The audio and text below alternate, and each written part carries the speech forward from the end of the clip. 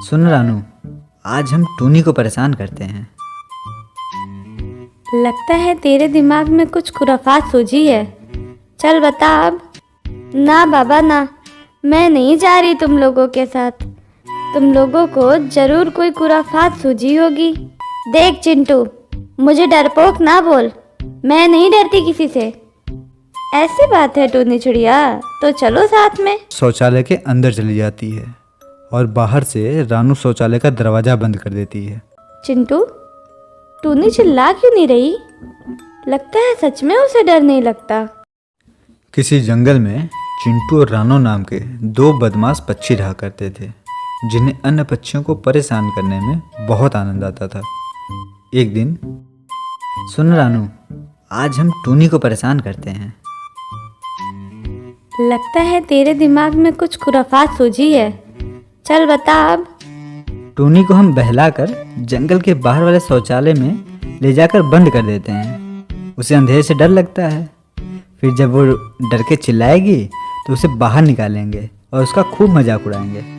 वाह, बहुत मजा आएगा तब तो। दोनों पक्षी टूनी के पास जाते हैं और उसे शौचालय तक साथ चलने के लिए पूछते हैं। ना बाबा ना, मैं नहीं जा रही तुम लोगों के साथ। तुम लोगों को जरूर कोई खुराफात सूझी होगी। और वैसे भी मुझे बहुत डर लगता है अंधेरे से। देखा रानू, मैं नहीं कहता था, टूनी एक नंबर की डरपोक है। वो शौचालय तक भी साथ हमारे नहीं जा सकती। देख चिंटू, मुझे डरपोक ना बोल, मैं नहीं डरती किसी से। ऐसी बात है टूनी चिड़िया, तो चलो साथ में। ठीक है, चलो। तीनों पक्षी जंगल के बाहर बने शौचालय के पास पहुंचते हैं। देखा, मैं डरपोक नहीं हूँ। नहीं टूनी, ऐसे नहीं। तुम शौचालय के अंदर जाओ तब मानो। टूनी चुनौती स्वीकार कर शौचालय के अंदर चली जाती है और बाहर से रानू शौचालय का दरवाज़ा बंद कर देती है। शौचालय में बहुत अंधेरा था। टूनी को डर भी बहुत लग रहा था। टूनी इतनी डर जाती है कि उसकी आवाज़ तक नहीं निकलती।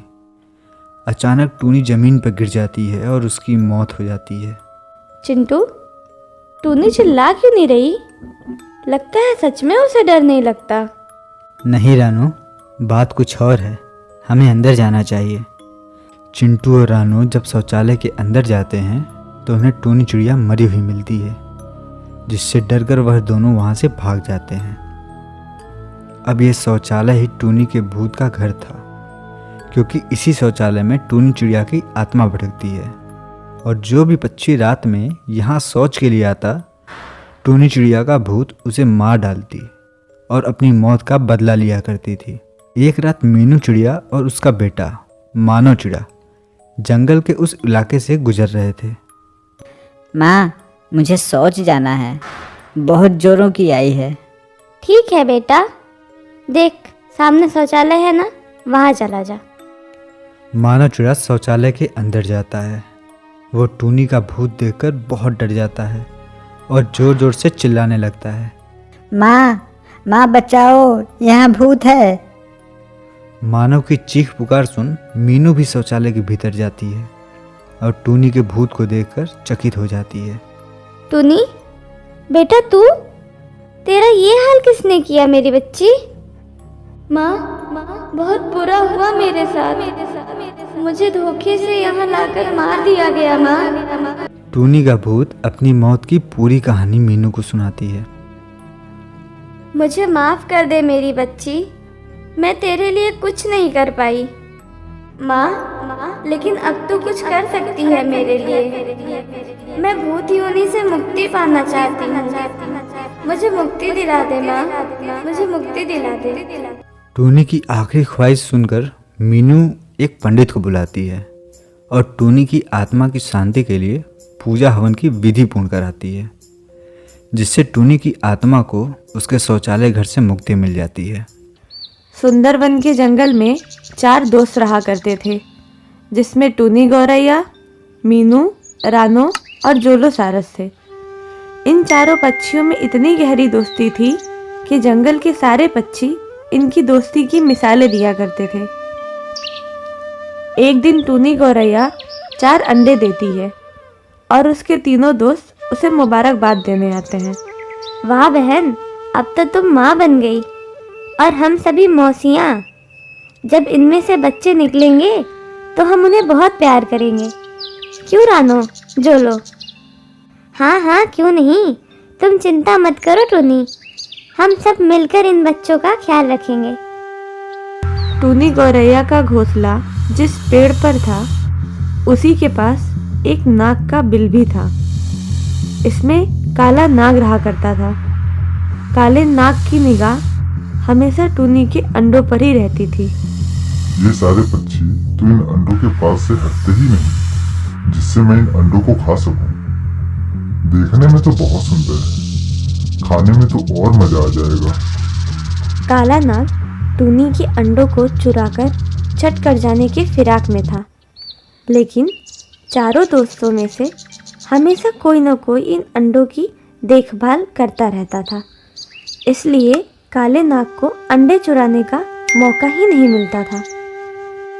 चल टूनी, अब घोंसले में वापस चलते हैं। वहाँ रानो और मीनू हमारी राह देखते होंगे। वैसे भी हमने इतना भोजन तो इकट्ठा कर लिया है कि 2 दिन का काम हो जाएगा। टूनी और जोलो वापस घोंसले में आकर भोजन करते हैं। इसी तरह कुछ दिन बीत जाते हैं और अंडों में से प्यारे प्यारे बच्चे बाहर आ जाते हैं। बच्चों के अंडों में से बाहर आने की खबर सुनकर टूनी के सारे दोस्त वहां आ जाते हैं। देख टूनी, मैंने कहा था ना कि बच्चे बहुत प्यारे होंगे। आज तो मैं बहुत खुश हूँ। खुश क्यों नहीं होगी, मौसी जो बन गए हैं हम सब। टूनी, तू अब यही बच्चों का ख्याल रखना। बाकी इनके और तुम्हारे लिए खाने की व्यवस्था हम लोग कर लेंगे। मुझे चिंता क्यों होगी? जिसके पास इतने अच्छे दोस्त हों उसे किस बात की चिंता। चारों दोस्त बच्चों के साथ खेल रहे थे और आपस में बात कर रहे थे।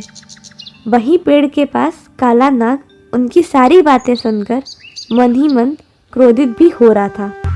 ये पक्षियों ने तो अंडे का पीछा ही नहीं छोड़ा, अब तो इसमें से बच्चे भी निकल आए। मेरी तो अंडों को खाने की इच्छा पर इन लोगों ने पानी फेर दिया। चलो कोई बात नहीं, अंडा ना सही बच्चों को ही खा लूंगा। लेकिन ये सारे पक्षी इन बच्चों को अकेला छोड़े तब तो। कुछ दिनों के बाद रानो, मीनू और जोलो किसी दूसरे जंगल घूमने जाने की योजना बनाते हैं। तू भी चल टूनी हमारे साथ, बहुत मज़ा आएगा। नहीं मीनू, तुम लोग जाओ। बच्चे अभी छोटे हैं, वो उड़ नहीं सकते, तो उनका ध्यान रखने के लिए मुझे यहाँ रहना होगा। तो क्या हुआ टूनी, इन्हें भी साथ ले चलते हैं। नहीं रानो, अभी बच्चे बहुत छोटे हैं। जब तक वो उड़ना नहीं सीख लेते तब तक उन्हें कहीं भी लेकर जाने का मतलब उनकी जान को खतरा। तो हमारे जाने के बाद तुम अकेली हो जाओगी। तुम कहो तो मैं भी रुक जाऊं।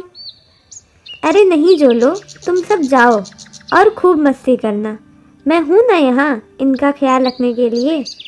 सारे दोस्त घूमने चले जाते हैं और टूनी गौरैया अकेले बच्चों के साथ रुक जाती है। काले नाग को ये सबसे अच्छा अवसर था अपने शिकार के लिए। दूसरे दिन टूनी को पता चलता है कि खाने के लिए घोंसले में कुछ भी नहीं है। हे भगवान, घोंसले में तो कुछ भी खाने को नहीं बचा। अब मैं क्या करूं? बच्चे तो उड़ भी नहीं सकते, इन्हें भोजन कैसे दूं? एक काम करती हूँ, मैं जल्दी से कुछ फल लेकर आती हूँ। टूनी गौरैया फल लेने के लिए जंगल जाती है और इधर काले नाग को मौका मिल जाता है। काला नाग गौरैया के बच्चों को मौका देकर खा जाता है। गौरैया जब फल लेकर आती है तो उसे अपने बच्चे नहीं मिलते। हे भगवान, मेरे बच्चे कहाँ गए? यही तो छोड़ कर गई थी। कहाँ गए बच्चे? तभी टूनी की नज़र पेड़ पर बैठे काले नाग पर जाती है। काला नाग, तुमने मेरे बच्चों को देखा है कहीं? मैंने उन्हें यहीं छोड़ के गई थी, पर अब कहीं दिखाई नहीं देते। मैंने ही तेरे बच्चों को गायब किया है और मुझसे ही पूछती है कि कहाँ है तेरे बच्चे। तो बताओ, कहाँ हैं मेरे बच्चे? वो ठीक तो है ना? वो है तो मेरे पास ही और ठीक भी है, लेकिन आगे भी ठीक रहेंगे ये तुझ पे निर्भर करता है चिड़िया। मुझे क्या करना होगा? तू मुझे यदि रोज भोजन देती रहेगी तो तेरे बच्चे ठीक रहेंगे, नहीं तो मैं उन्हें ही खा जाऊंगा। नहीं नहीं काले नाग जी, ऐसा मत करना। मैं आपके लिए रोज भोजन लाऊंगी। फिर टूनी इस उम्मीद में कि उसके बच्चे ठीक रहें रोज काले नाग के लिए भोजन लाने लगी, लेकिन अपने बच्चों को देखने के लिए भी बहुत तड़पती थी। आज जब मैं काले नाग के लिए भोजन लेके जाऊंगी तो उनसे अपने बच्चों को एक बार दिखाने को बोलूंगी, वो ज़रूर मान जाएंगे। टूनी भोजन लेकर काले नाग के पास जाती है। ये लीजिए आज का भोजन। आपसे एक विनती है, कृपया करके एक बार मुझे मेरे बच्चों से मिला दीजिए। तेरे दिमाग में एक बात नहीं घुसती? कितनी ही बार बोल चुका हूँ कि सही समय आने पर तुझे तेरे बच्चों से मिला दूंगा। तब तक तू शांति से मेरे लिए भोजन लाया कर, वरना मैं तेरे बच्चों को ही खा जाऊंगा। टूनी वहाँ से मायूस होकर अपने घोंसले में चली जाती है और उदास बैठी रहती है कि तभी उसके सारे दोस्त घूमकर वापस आ जाते हैं। टूनी मेरी दोस्त, क्या हुआ? तू उदास क्यों बैठी है? और बच्चे कहाँ हैं? टूनी अपने दोस्तों को सारी बात बता देती है। मेरी बहन, तू उदास मत हो। वो काला नाग बहुत धोखेबाज है। उसने जंगल के कितने ही पक्षियों के बच्चों और अंडों को निगल लिया है। वो तेरे भी बच्चों को निगल गया है। अब ये वक्त उदास होने का नहीं, बल्कि उसे सबक सिखाने का है। तू एक काम कर, उसे किसी बहाने से अपने घोंसले में ले आ। बाकी काम हमारी चील दोस्त करेगी। दूसरे दिन टूनी खाली हाथ काले नाग के पास जाती है। लगता है तुझे अपने बच्चों को जिंदा नहीं देखना, इसलिए आज खाली हाथ आई है ना? नहीं नाग जी, आज का भोजन बहुत भारी है, इसलिए मैं नहीं ला पाई। आप स्वयं मेरे घोंसले में चलकर अपना भोजन कर लें। काला नाग टूनी गौरैया के साथ उसके घोंसले में जाता है, जहाँ चील को देखकर घबरा जाता है। तू मुझे यहाँ भोजन कराने लाई है या भोजन बनाने लाई है? मेरे बाद तेरे बच्चों का क्या होगा चिड़िया? मुझे पता है मेरे बच्चे अब इस दुनिया में नहीं रहे। तुमने उन्हें खा लिया है, इसलिए अब तू हमारी दोस्त चील का शिकार बन।